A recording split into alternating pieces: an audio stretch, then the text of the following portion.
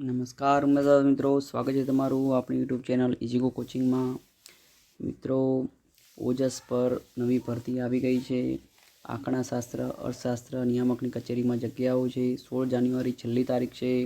તો મિત્રો, આવી જ અપડેટ મેળવવા માટે અમારી ચેનલને જરૂરથી સબસ્ક્રાઈબ કરી દો। ઇઝીગો કોચિંગ મારી ચેનલનું નામ છે। સબસ્ક્રાઈબ કરીને બેલ આઇકનમાં ઓલ સેટ કરી દો। મિત્રો, વિગતે જોઈએ તો ગૌણ સેવા પસંદગી મંડળે આંકડાશાસ્ત્ર અને અર્થશાસ્ત્ર નિયામકની કચેરીમાં વર્ગ 3 આસિસ્ટન્ટની ભરતી જાહેર કરી છે। ઉમેદવારો 2 જાન્યુઆરીથી 16 જાન્યુઆરી સુધી ઓનલાઈન અરજી કરી શકશે, બરાબર છે। તો સંશોધન મદદનીશ વર્ગ 3ની 99 અને આંકડા મદદનીશની 89 જગ્યા માટે ભરતી થશે। ઓનલાઈન ફોર્મ વખતે તમારે શૈક્ષણિક અને વ્યક્તિગત માહિતી આપવાની રહેશે। સંશોધન મદદનીશમાં 49,600 પગાર છે, જ્યારે આંકડા મદદનીશમાં 40,800 પગાર છે। નોટિફિકેશન પ્રમાણે અરજી કરનારા ઉમેદવારની ઉંમર 18 વર્ષથી 37 વર્ષ વચ્ચેની હોવી જોઈએ। પણ નિયમ પ્રમાણે અનામત વર્ગના ઉમેદવારોને વયમર્યાદામાં છૂટછાટ આપવામાં આવશે। ત્યારબાદ જોઈએ તો હવે 12 પાસ ઉમેદવારો અરજી નહીં કરી શકે। આ લઘુત્તમ શૈક્ષણિક લાયકાતનો સ્નાતક રાખવાનો નિયમ આવ્યા બાદની પહેલી ભરતી છે, એટલે તમે હવે સ્નાતક કરેલું હોવું જ જોઈશે, બરાબર છે। ત્યારબાદ કમ્પ્યુટરનું પણ તમારી પાસે નોલેજ હોવું જોઈએ। એના માટે સરકાર માન્ય તાલીમી સંસ્થાનું સર્ટિફિકેટ તમારી પાસે હોવું જોઈએ। ફોર્મ ભરતી વખતે અરજી વખતે જનરલ કેટેગરીના ઉમેદવારોએ ₹100 પરીક્ષા ફી ભરવાની છે। અનામત કેટેગરીના ઉમેદવારોએ કોઈ પણ ફી ભરવાની રહેતી નથી। અહીંયા ભરેલી ફી રિફંડ મળશે નહીં, બરાબર છે। પ્રાથમિક કસોટી લેવામાં આવશે। તાર્કિક કસોટી હશે। ગાણિતિક કસોટીના પ્રશ્નો સાથે ભારતનું બંધારણ, વર્તમાન પ્રવાહો, ગુજરાત અંગ્રેજી કોમ્પ્રિહેન્સિવ ઉપરાંત ભરતીની જગ્યાને લગતા પણ પ્રશ્નો હશે।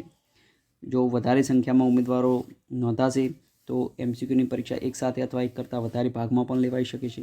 બધું જ કામકાજ ઓનલાઈન પરીક્ષાનું ખાનગી એજન્સીને આપવાનું છે અને એના દ્વારા જ સમગ્ર રાજ્યના વિવિધ કેન્દ્રો પર પરીક્ષા લેવાની છે, બરાબર છે। તો અરજીની છેલ્લી તારીખ 16 જાન્યુઆરી છે, ખાસ ધ્યાનમાં રાખજો। વિગતે બીજી જોઈએ વસ્તુ તો મિત્રો, જે ગુજરાત ગૌણ સેવા પસંદગી મંડળ દ્વારા જે જાહેરાત આપવામાં આવેલી છે એ જાહેરાત આ પ્રમાણેની છે, બરાબર છે।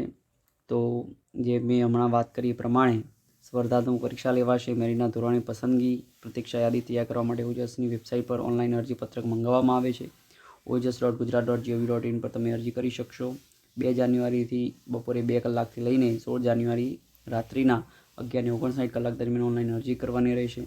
પરીક્ષા ફી ભરવા માટે છેલ્લી તારીખ 18 જાન્યુઆરી છે, જે ધ્યાનમાં રાખજો। પરીક્ષા ફી ભરવા માટે, ફોર્મ ભરવા માટે નહીં મિત્રો, ખાસ ધ્યાનમાં રાખજો। પણ આપણે છેલ્લા ટાઈમનો રશ ટાળવા માટે થઈને આપણે સત્વરે જ ફોર્મ ભરી દેવું, બરાબર છે। અને વિશેષ વિગતો માટે GSSB.gujarat.gov.in અથવા ojas.gujarat.gov.in વેબસાઇટ પર મૂકેલ જે માહિતી જે છે વિગતવાર વાંચી લેશો। જાહેરાતનો નંબર અહીંયા આપેલો છે એ પ્રમાણે છે। ખાતાનું નામ પણ મેં હમણાં જ તમને કીધું એ પ્રમાણે આંકડાશાસ્ત્ર અને અર્થશાસ્ત્રની કચેરી ગાંધીનગર છે। 99 જગ્યાઓ છે સંશોધન મદદનીશ વર્ગ 3માં। બિન અનામતમાં 42, આર્થિક રીતે અનામતમાં 10, અનુસૂચિત જાતિમાં 6, અનુસૂચિત જનજાતિમાં 15, સામાજિક અને શૈક્ષણિક રીતે પછાતમાં 26 જગ્યાઓ છે। મહિલાઓ માટે જે આરક્ષિત જગ્યાઓ હોય એ પૈકી બિન અનામતમાં 13, આર્થિક રીતે નબળા વર્ગમાં 3, અનુસૂચિત જાતિમાં 3, અનુસૂચિત જનજાતિમાં 4, સામાજિક અને શૈક્ષણિક રીતે પછાત વર્ગમાં 9 અને PH માટે શારીરિક અશક્ત દિવ્યાંગ ઉમેદવારો માટે 4 અને માજી સૈનિક માટે 9 જગ્યાઓ છે, બરાબર છે। અહીંયાની ડિસેબિલિટીઝ તમને સ્ક્રીન પર દેખાઈ જ રહી છે। આંકડા મદદનીશ વર્ગ 3ની અંદર 89 જગ્યાઓ છે ટોટલ। આમાં લખ્યું છે એ પ્રમાણે બધી અલગ અલગ વિવિધ જગ્યાઓ છે। કુલ ટોટલ 188 જગ્યાઓ પર ભરતી થવા જઈ રહી છે। ઉપર જે ભરતી કરવાની છે એની અંદર વધઘટ થઈ શકે છે, બરાબર છે। અને નિયત થયેલ પરીક્ષા પદ્ધતિ મુજબ સામાન્ય વહીવટ વિભાગ દ્વારા જે પરીક્ષા પદ્ધતિ નિયત થઈ છે MCQ CBRT computer base recruitment test, એ પદ્ધતિની સ્પર્ધાત્મક પરીક્ષા પાર્ટ A અને પાર્ટ B એમ 2 ભાગમાં લેવામાં આવશે। પાર્ટ Aમાં 60 પ્રશ્નો હશે, પાર્ટ Bમાં 150 પ્રશ્નો છે, એમ કુલ 210 પ્રશ્નો રહેશે। પાર્ટ A અને પાર્ટ B સંયુક્ત રીતે કુલ 3 કલાકનો સમય મળવાપાત્ર રહેશે અને વિગતવાર માહિતી જાહેરાતમાં દર્શાવવામાં આવશે। તો તમારે JSSBની જે વેબસાઇટ છે ગુજરાત ગૌણ સેવા પસંદગી મંડળ, એના ઉપર જે આખું ફૂલ નોટિફિકેશન છે એ વાંચી લેજો। એને પણ આપણે આપણી ચેનલ ઉપર આવરી લેવાનો પ્રયત્ન કરીશું। નેક્સ્ટ વિડીયોમાં આપણે એને લઈ લઈશું। તો મેરિટના આધારે કેટેગરી વાઇઝ આખરી કરવામાં આવશે પસંદગી યાદી, બરાબર છે।